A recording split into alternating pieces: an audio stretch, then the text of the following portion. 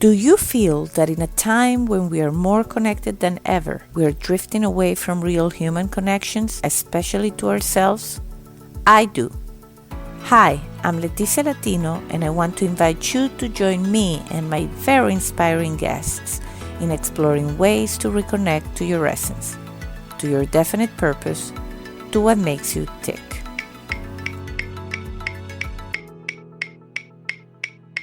Are you ready?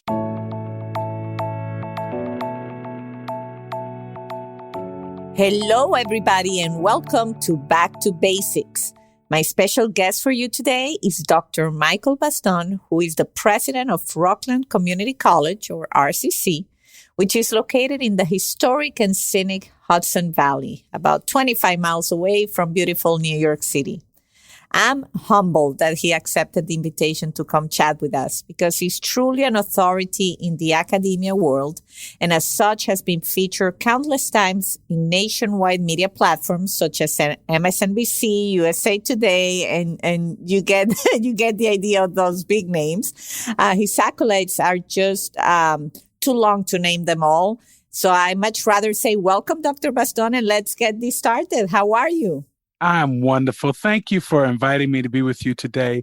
And I really appreciate the opportunity to share my journey with you and your listeners. Well, I'm super excited because it's not every day that you have someone, of your stature, a president of a community college, which is also a very, very important job.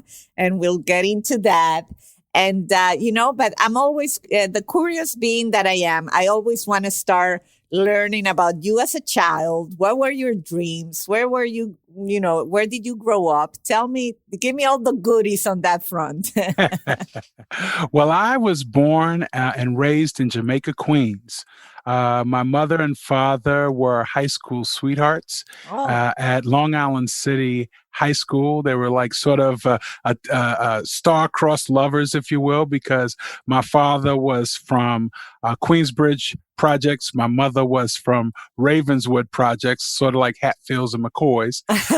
But they met at the local high school and started dating at 14 and 15 and graduated high school, of course, and later on got married and had me. Wow. So that already there gives you like a very, I wouldn't say unique, but definitely amazing start that your parents were probably first boyfriend and girlfriend. Yes. And so that, so I say that also to say that, I was raised in that kind of loving environment. My parents were babies that had a baby. Mm-hmm. And they took such good care to make sure that I could have every advantage to try to become what I was meant to be. My father was at Queensborough Community College when he and my mom got pregnant with me. So he had to leave college. He left the community college to go and begin to work to take care of the family and wasn't able to return. And so now I'm a community college president and I get to look at those who may be in that same situation and say, 40 something years ago, my dad had to make a choice that you don't have to make because we're going to find a way to make sure that you're able to maintain your family obligations and everything and move forward in your goal for your degree and your, the life goals that you have. So I'm very, very blessed. That's how I grew up in Jamaica, Queens, very nice community. I grew up in Rochdale Village and it's a cooperative. So it's sort of a Mitchellama co-op in Queens. And so families who wanted to get their start could actually come into the co-op and actually begin to work together. And so we had gardens where people would farm together. We had, so I grew up in the spirit of sort of collective action and cooperative work. And that grew up in me throughout my journey. I love that. And as you grew up, did you ever visualize like what you wanted to be when you grew up? Did you have a goal or it kind of took you where it took you? I want to know It's more about that. interesting. My goal when I was 8 years old was to become the president of the United States. Oh, That was my wow. goal. Okay, that's I great. wanted to be president. And I said to my mother, I always watched the news with my mother, even as a small child. My mother would say, you started reading the newspaper at 3 because you saw me reading the newspaper. Mhm. And so I watched sort of a debate in the 1980 between Ronald Reagan and Jimmy Carter. And I was sitting with my mother and watching the debate, and I'm a child now. I said, that's what I want to do. I want to be president, listening to them. I want to be president. And my mother said, well, you certainly can be that. But you have to go to high school, and you've got to go to college, and you got to go to law school. But I know you can do it. Well, because my mother planted the seed of expectation and hope in me at that early age, because she said I could do it, because she told me she believed, it actually allowed that seed to grow in me that I could believe it as well. And so I did go to high school, and I did go to college, and I did go to law school. And today, while I'm not president of the United States, I am president of a college. Well, but you can still be. You're quite young. So, I mean, I said I will plant that seed. You sound like you could be a great president. So, I think that you have enough road ahead of you to still do that. Well, that's great. So you went into law school. Were you, like convinced to practice law in that form, or how did you end up becoming the president of Rockland Community College? Well, I started in my legal career. I did practice law for a bit. I represented educational corporations, religious institutions, and nonprofit organizations. And I spent my years in law school really interning and understanding the kinds of things that was passionate about. So I worked with the NAACP Legal Defense Fund. I worked with Brooklyn Legal Services Corporation A to help establish tenant corporations and other nonprofits to support people in the community. I worked with the Center for Constitutional Rights to address, at the time, the burning of the churches that were happening in the South as part of a coalition. I became a mediator through the Brooklyn Mediation Center. So I spent a lot of my time while I was in law school really developing a desire for public interest and how you could help people. And so then I started to represent, as I said, educational corporations and religious institutions and nonprofits. And then that work with sort of those academic clients from the legal perspective allowed me to do some teaching. And I fell in love with working with students in the classroom. So I was teaching paralegal studies, business law, those kinds of courses. And I really enjoyed that environment. It actually gave me life.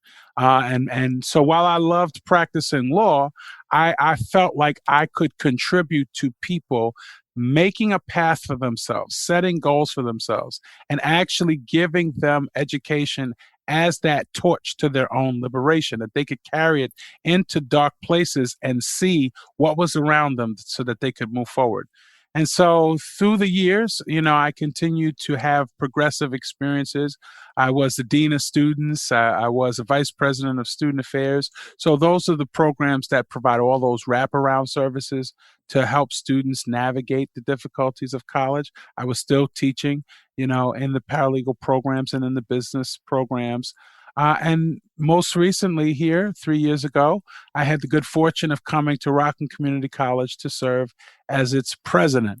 And I am thoroughly enjoying the opportunity to light the torch for other students who I believe, as we send them out of our institution, they will illuminate the path and light the torches of others so that this whole world will be brighter and better.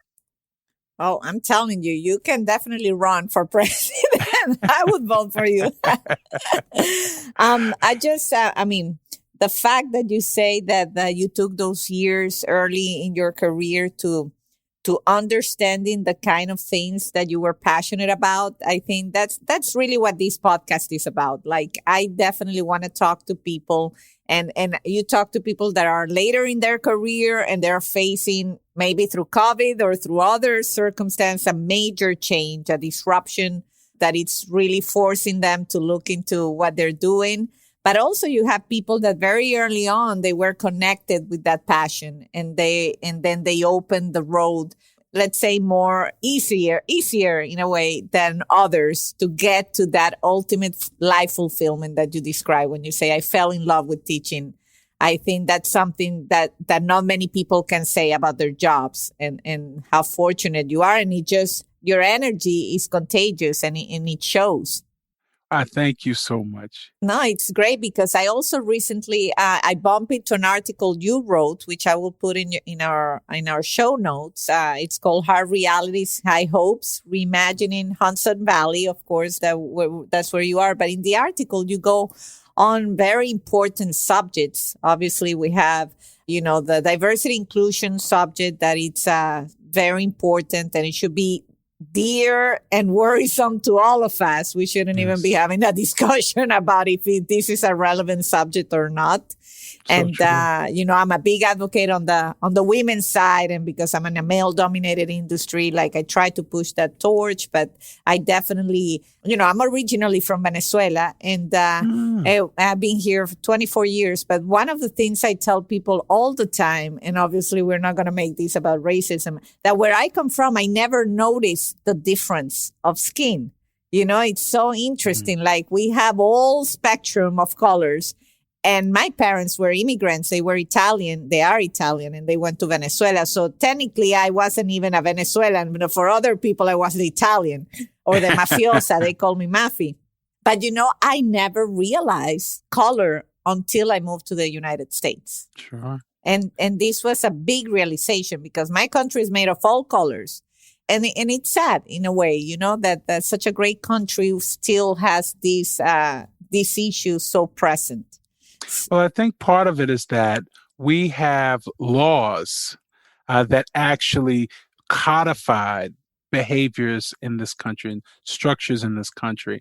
And those laws created sort of these outcomes that we're still trying to remediate. And then the implicit bias that was connected to those outcomes. So, narratives form when laws produce outcomes. Mm-hmm. And so you get the narrative of sort of the lazy Black person, or you get the narrative of all kinds of narratives that unless challenged, then actually become a part of the ways that systems make decisions. And so we've got to now really work together to understand that it's not, for example, Black versus white, it's everyone versus racism. Mm-hmm. It's everyone saying that everyone should have the right to life, liberty, and the pursuit of happiness. And when those words were written, many of us may not have been envisioned in the writing, and not just people of color, but women as well. What we do know is this, that the writing may have not included us then, but we are a country where it must include us now. Absolutely. And so I am so proud of what you're doing to really say in your industry that I'm going to be a beacon light, particularly for other women, so that they too can believe that success in your industry is possible, that they have to continue to press forward no matter what, because theirs are the shoulders that some other young woman is going to be able to stand on. And they're the ones whose voices have to be at the table so that we all make better decisions. Yeah, no, absolutely. And I think, like you, I through work and through other dealings, I'm realizing there's so much we all can do, besides the podcast. So in my industry, I was recently, last year I was named for an FCC committee, which actually is a pretty big deal by the FCC chairman to lead the workforce initiative. And I think you would appreciate this. And this is not a work call, but maybe we will have to have a work call. Telecommunications, we have a huge skill gap. Huge. Yes. We are lacking 20,000 technicians to really bring this vision of 5G and internet for all. To make that a reality for the U.S. not to fall behind, we have to train more people. And obviously, the young communities, the minority communities, this is huge potential because these are good jobs. And there's a big disconnect between, unfortunately, what we have found during our research is between what the colleges and higher education institutions know that we need and what we really need, You are so true. And that's why I created, when I first came to the college, a Career Skills Academy. I wanted to create shorter term credentials with business partners such that business and industry could share with us what their needs were.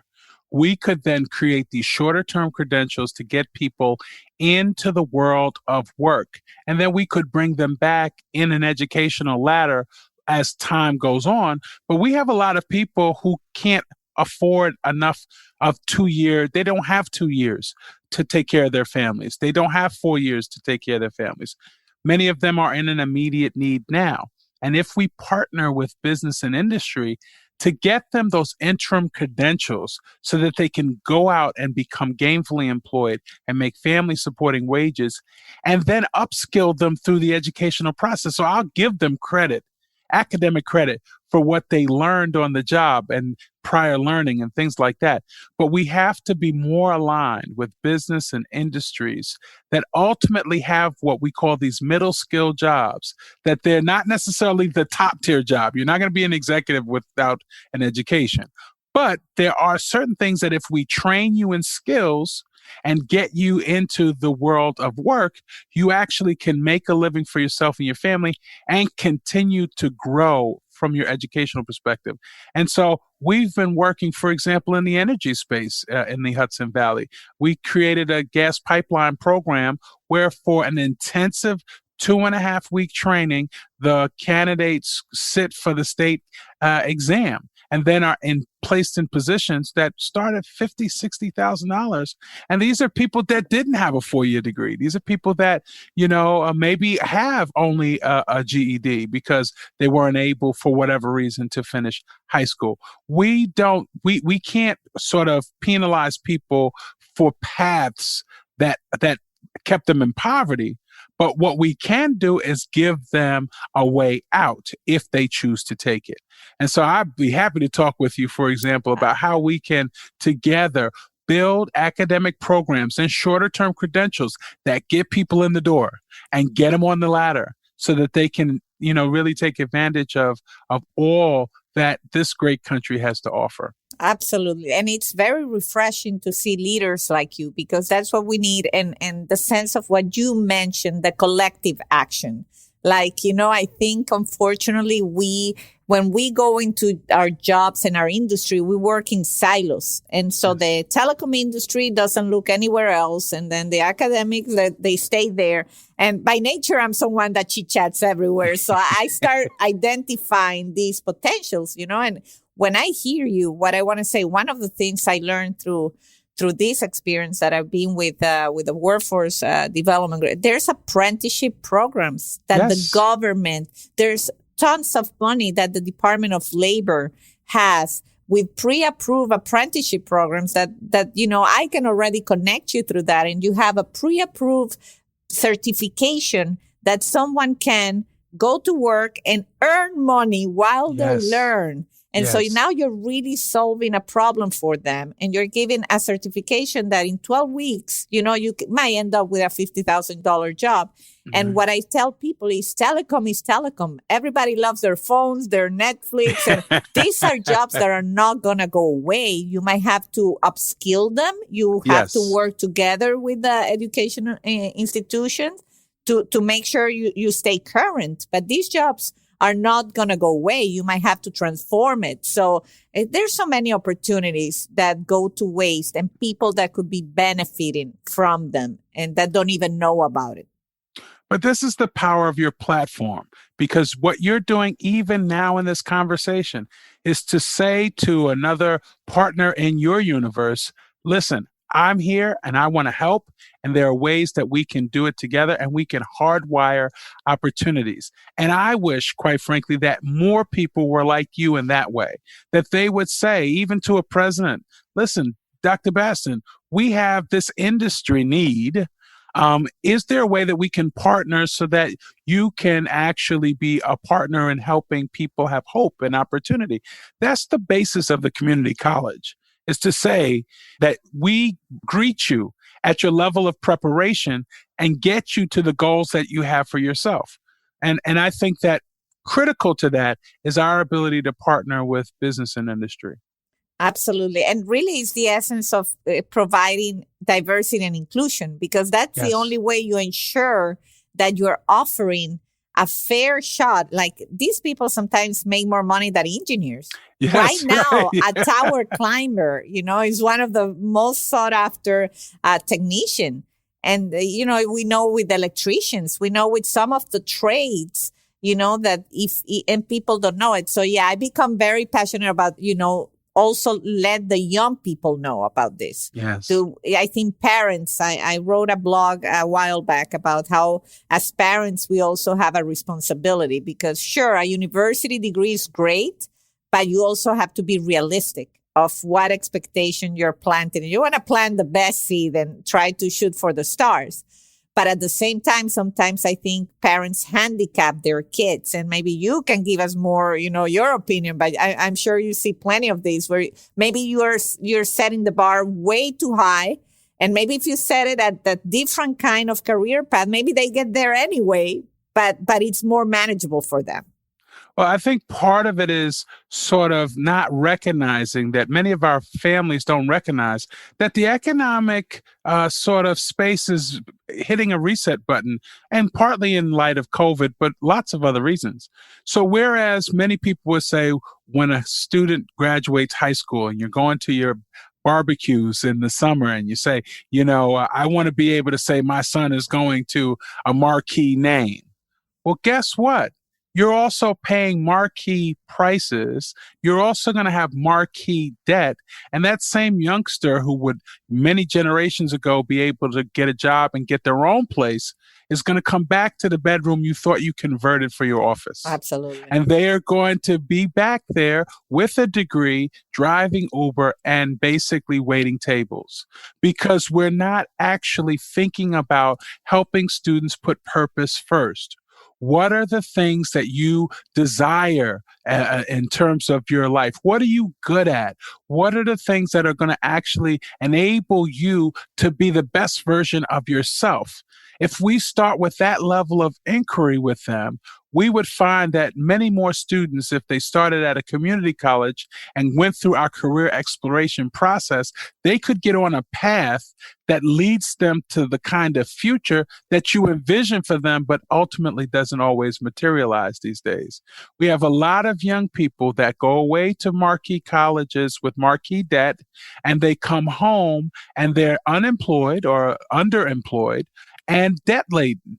And so what is happening, and I think you're probably seeing it all over, what's happening is that people are getting married much later, having children much later, if at all. They're becoming renters instead of owners. They're not able to stay in the communities which they grew up to create a revitalized community, because we've created a structure that allows us to pass the debt mindset to young people, and then we rescue them, and ultimately you have sort of this drag on the growth of our communities.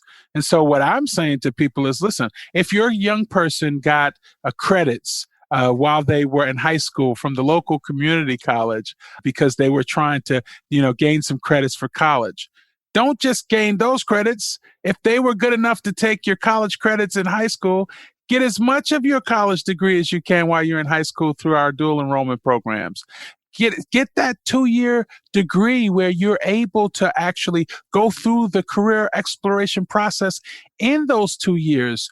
Don't change majors 7 or 8 times, racking up debt, racking up courses that ultimately you're not going to use because you couldn't make up your mind because there was no structure.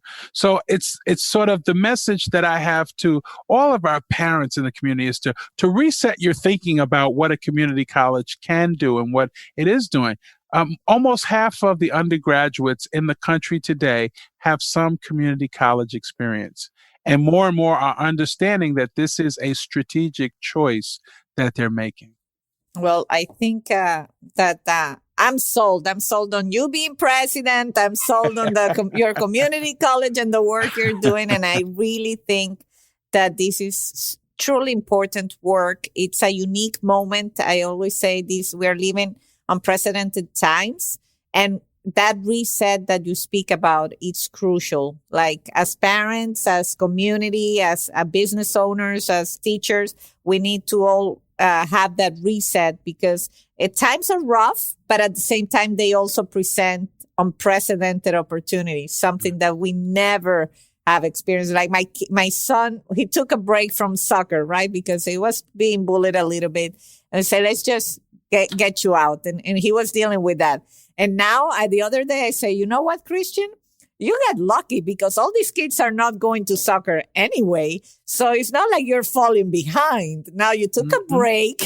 When you go back, you don't even have to catch up. You know, sometimes you just have to make the hard decision and then see where you are when the time comes to start again. So true. And I think the other piece that is important is that reset is happening in every industry. Mm-hmm. There was a time when we never thought that Zoom would be a job. But there are those now who actually are managing Zoom broadcasts and sort of WebEx broadcasts.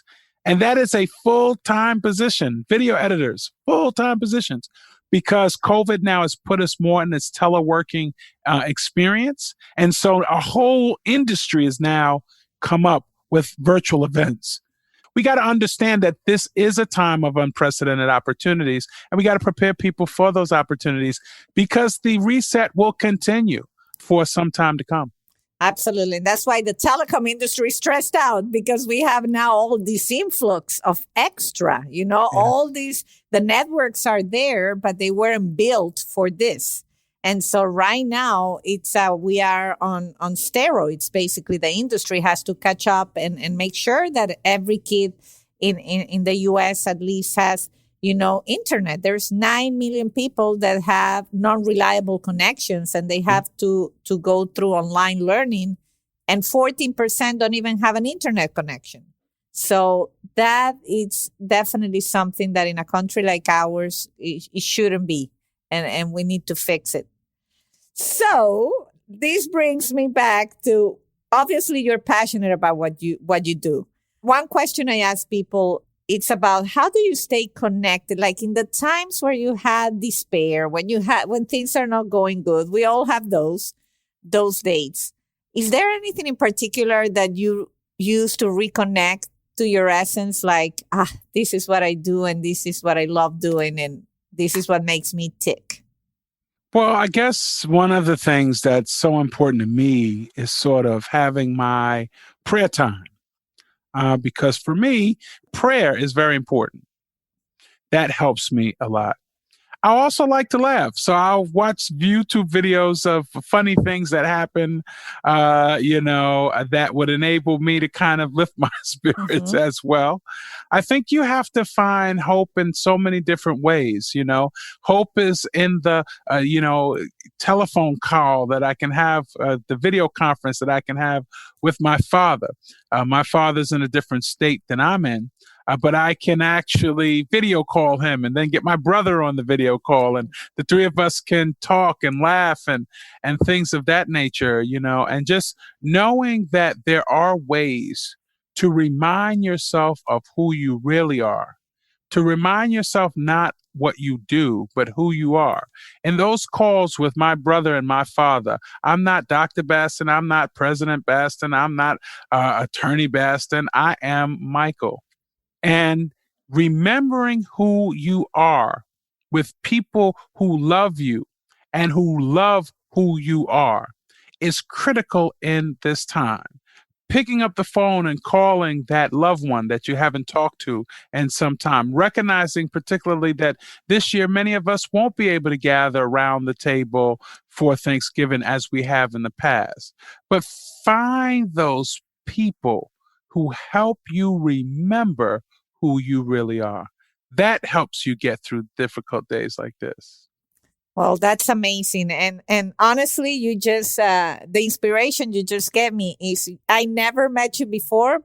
So I cannot say you are one of those people that remind me who I am, but you are a person that right now reminded me what makes me tick. It's to have these kind of conversations where you can coincide, in the work front. And now I'm excited to say, oh my God, we can maybe put some kids to work in the telecom industry, and we can create a program, and then your inspiration, and that you're not afraid of saying, prayer is something that I go to. Some people don't like to share that. I'm with you. I need my prayer, my me moment as a reflection point, of what has happened. And so these kind of inspiring conversations is really everything I dream of that this podcast would be. So I really thank you so much for being here.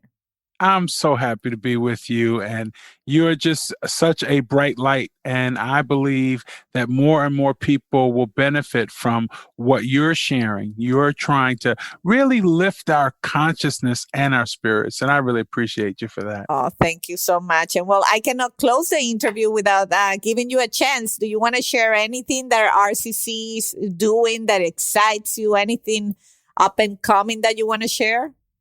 Well, critically, we are preparing for that spring semester. So anyone that's really interested in getting into our educational programs, that spring semester, we'll be opening up registration in November. Remember that we don't just have the 2-year programs. We also have shorter term credentials through our Career Skills Academy, and we also have an English Skills Academy. So for those who really want to get a better handle of sort of developing quality English skills, we work with those students as well, because we believe we are a Hispanic serving institution designated by the federal government. So we actually are doing a lot of programs because we want to make sure that everyone in our community, and there's a growing community, Latinx community in the Hudson Valley, we want to make sure that folks have as best a chance as possible to make the most of their lives, to make the most of their opportunities in this country. And we want to be sure that we are producing not only productive workers, but also engaged citizens. So if you're interested in a quality education at a price you can afford, Rockland Community College is really the place to be. Well, thank you so much, Dr. Baston. Congratulations again on such a great job, for being an inspiring leader. And I definitely look forward following what RCC is doing and what you are doing. And I will have to become a citizen of the United States to vote for you when you run. I'm not a citizen. Okay, let's make that. I've been a resident for 24 years, and but if you run, I'll just make sure I can vote. You are awesome, and I'm looking forward to partnering with you and the telecommunications industry to help even more people become everything they were meant to be. That's our action item. Thank you so much for being here. Thank you. Okay, bye-bye. Bye-bye now. And until the next time.